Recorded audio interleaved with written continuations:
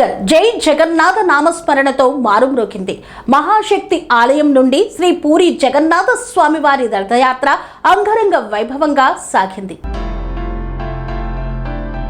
కరీంనగర్ నగరం గురువారం జై జగన్నాథ నామస్మరణతో మారుమ్రోగింది. మహాశక్తి ఆలయం నుండి శ్రీ పూరి జగన్నాథ స్వామివారి రథయాత్ర అంగరంగ వైభవంగా ప్రారంభమైంది. స్వామివారిని దర్శించుకునేందుకు వేలాది మంది భక్తులు తరలి రావడంతో నగరం ఆధ్యాత్మిక శోభను సంతరించుకుంది. ఆధ్యాత్మిక వాతావరణంలో రథయాత్రకు ముందు ఆలయంలో వేద పండితులు ప్రత్యేక పూజలు, వేద మంత్రోచ్చరణల మధ్య స్వామివారికి మహామంగళ హారతిని నిర్వహించారు. అనంతరం సుందరంగా అలంకరించిన రథంపై జగన్నాథుడు, బలభద్రుడు, సుభద్రాదేవిని ఉంచి ఊరేగింపు చేపట్టారు. డప్పు చప్పుళ్లు, మంగళ వాయిద్యాలు, కోలాట ప్రదర్శనలు, కొల్లాపూర్ బ్యాండ్ సంగీతం నడుమ సాగిన రథయాత్ర భక్తులను పరవశింపచేసింది. మార్గ మధ్యలో భక్తులు పూలవర్షం కురిపిస్తూ స్వామివారికి హారతులను సమర్పించారు. ఈ కార్యక్రమంలో మాజీ మంత్రి, కరీంనగర్ ఎమ్మెల్యే గంగుల కమలాకర్ పాల్గొన్నారు. స్వామివారికి ప్రత్యేక పూజలు నిర్వహించిన ఆయన రథాన్ని స్వయంగా లాగారు. ఈ సందర్భంగా